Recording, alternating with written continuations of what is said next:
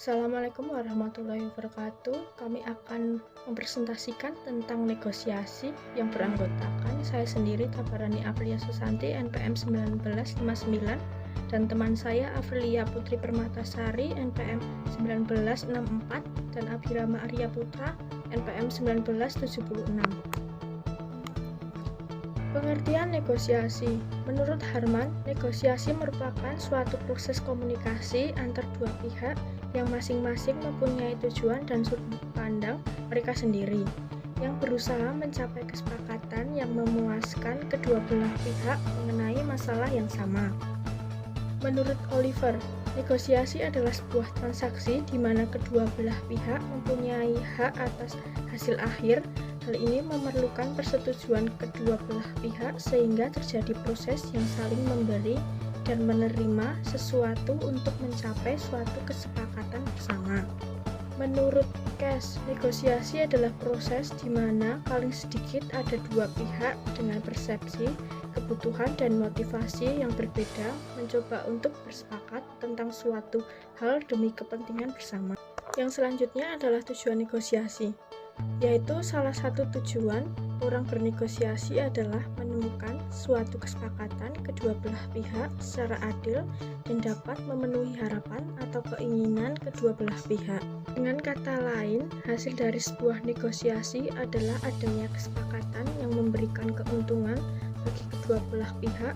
Dalam hal ini, tidak ada satupun pihak yang merasa dikalahkan atau dirugikan akibat adanya kesepakatan dalam bernegosiasi. Untuk mendapatkan suatu kesepakatan kedua belah pihak, ada beberapa hal yang perlu diperhatikan, antara lain persiapan yang cermat, presentasi dan evaluasi yang jelas mengenai posisi kedua belah pihak, keterampilan, pengalaman, motivasi, pikiran yang terbuka, pendekatan yang logis, serta kemauan untuk membuat konsensus.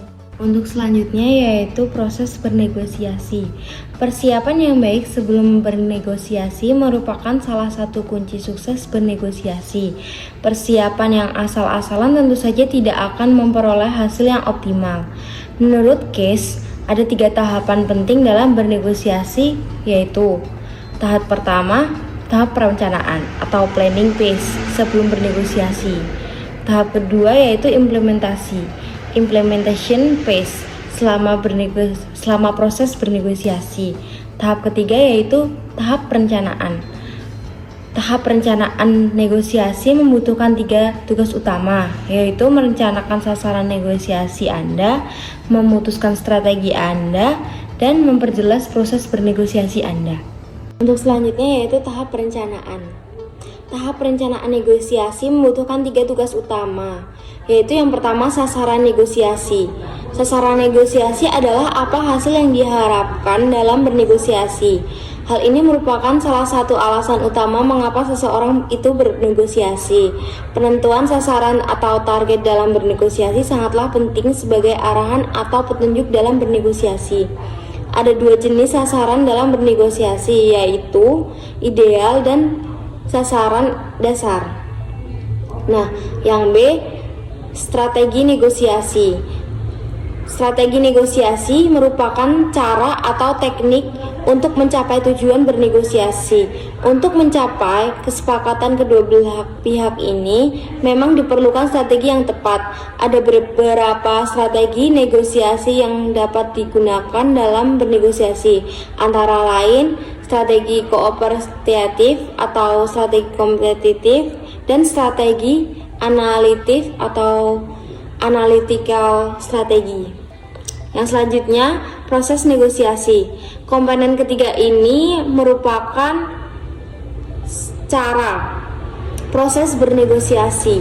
Sebelum mencapai sasaran yang telah Anda temukan sebelumnya, perlu Anda ketahui bahwa setiap bernegosiasi sangat diperlukan namanya proses negosiasi yang melibatkan kedua belah pihak. Proses negosiasi merupakan suatu proses tawar-menawar yang diharapkan mampu menghasilkan kesepakatan di antara kedua belah pihak yang saling menguntungkan.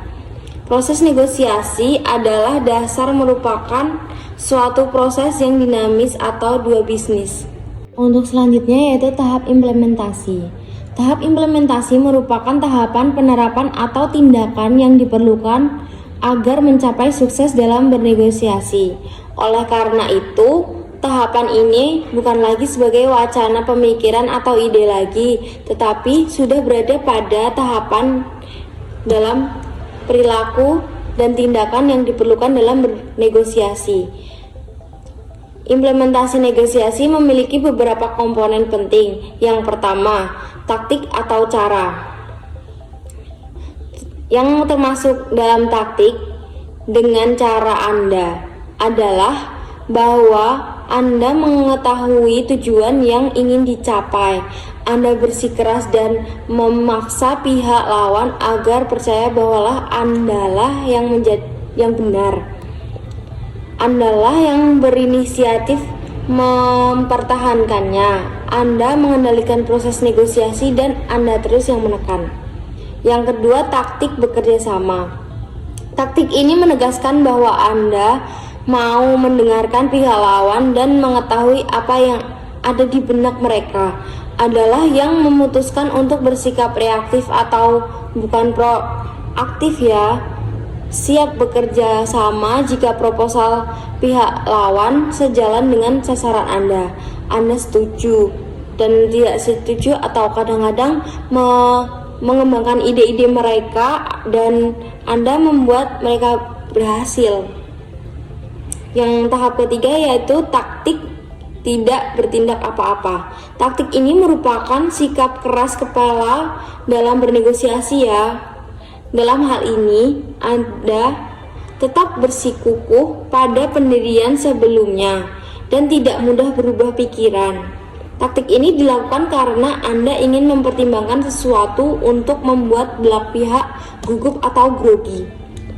Dan Anda percaya inilah saatnya untuk menilai secara perspektif. Nah, yang taktik terakhir nih, taktik melangkah ke yang lain. Taktik ini menuntun Anda yang harus aktif memindahkan suatu tujuan masalah ke masalah yang lain. Anda yang memang untuk menghindar dari suatu masalah agar tidak dibahas lagi. Taktik ini diambil dengan beberapa alasan sebagai berikut. Nah, yang alasan Anda punya peluang untuk memenangkan negosiasi saat ini. Pihak lain justru akan memperoleh peluang memenangkan suatu negosiasi bila suatu masalah dibahas lagi. Waktu tidak tepat atau adanya kesepakatan lain yang perlu dibahas terlebih dahulu. Slide selanjutnya yaitu tahap peninjauan negosiasi. Tahap ini merupakan tahapan setelah berlangsungnya proses negosiasi. Tahapan ini memiliki arti yang sangat penting bagi seorang negosiator dalam meninjau kembali apa yang sudah terjadi selama bernegosiasi. Ada beberapa alasan penting mengapa memulai negosiasi perlu dilakukan. Antara lain, yang pertama, untuk memeriksa apakah Anda sudah mencapai tujuan. Yang kedua, jika tidak, maka hal itu dapat menjadi pengalaman sekaligus pengalaman yang sangat berharga bagi seorang negosiator. Yang ketiga, jika iya, maka pastikan apa yang sudah Anda lakukan dengan baik dan bangunlah kesuksesan tersebut. Selanjutnya yaitu keterampilan bernegosiasi. Keberhasilan atau kesuksesan dalam bernegosiasi dapat ditentukan oleh beberapa faktor penting. Di antaranya adalah keterampilan seseorang negosiator dalam bernegosiasi dengan pihak negosiasi. Menurut Hartman, ada beberapa hal penting yang perlu diperhatikan dalam keterampilan bernegosiasi, yaitu pertama, persiapan, kedua, memulai negosiasi, ketiga, strategi dan teknik, keempat, kompromi, kelima, menghindari kesalahan taktis, keenam, mempersiapkan yang baik, ketujuh, berlatih, kedelapan, mengabarkan posisi kita, kesembilan, membuat suatu usulan atau proposal, yang ke-10 penawaran, dan yang ke-11 adalah persetujuan. Selanjutnya yaitu tipe negosiator. Pemahaman yang baik terhadap karakteristik atau ciri-ciri berbagai macam negosiator akan membantu mempermudah Anda dalam menentukan strategi bernegosiasi. Menurut Kase, ada 4 tipe negosiator, yaitu negosiator curang, profesional, bodoh, dan naif. Masing-masing tipe negosiator dapat dijelaskan, yaitu negosiator curang. Kita harus hati-hati berhadapan dengan negosiator yang curang, karena Yang terlintas dalam pikirannya adalah bagaimana memenangkan negosiasi dan mengalahkan kita. Bahkan mungkin bisa menghalalkan segala cara. Yang penting adalah dapat memenangkan negosiasinya. Yang kedua yaitu negosiator profesional. Seorang negosiator yang profesional akan mengetahui apa yang sedang dinegosiasikan dan mengetahui bagaimana memperoleh apa yang diinginkannya. Dia memiliki pengetahuan dan keterampilan bernegosiasi yang baik. Hal yang tidak kalah pentingnya adalah mengetahui banyak hal tentang lawan negosiasinya. Yang ketiga adalah negosiator bodoh. Seorang negosiator yang cenderung menyukai kekalahan untuk kedua pihak. Tidak peduli apapun yang dia lakukan, ia akan berusaha mengerahkan tenaga agar tidak ada yang dapat keluar sebagai pemenang. Yang penting tidak ada pemenang dalam negosiasi. Oleh karena itu, untuk menghadapi negosiator macam ini, kita harus memahami apa yang sebenarnya terjadi di balik perilaku pihak lawan yang bodoh atau pura-pura bodoh tersebut.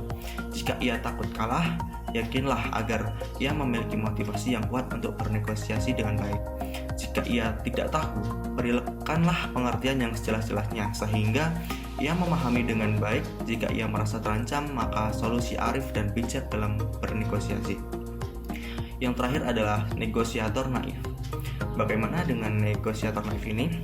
Pada umumnya ia adalah negosiator yang tidak siap bernegosiasi, tidak tahu pokok masalah yang akan dinegosiasikan, cenderung percaya begitu saja pada pihak lawan negosiasinya. Kalau perlu, ia memberikan apa saja yang diminta oleh lawan negosiasinya. Dengan seorang negosiator yang naif, pihak lawan yang jelas dapat menang dengan mudah.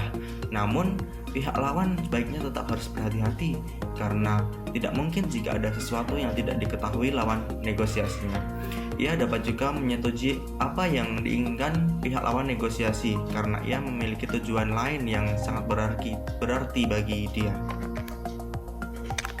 Sekian presentasi dari kelompok kami. Bila ada kesalahan, kami minta maaf. Wassalamualaikum warahmatullahi wabarakatuh.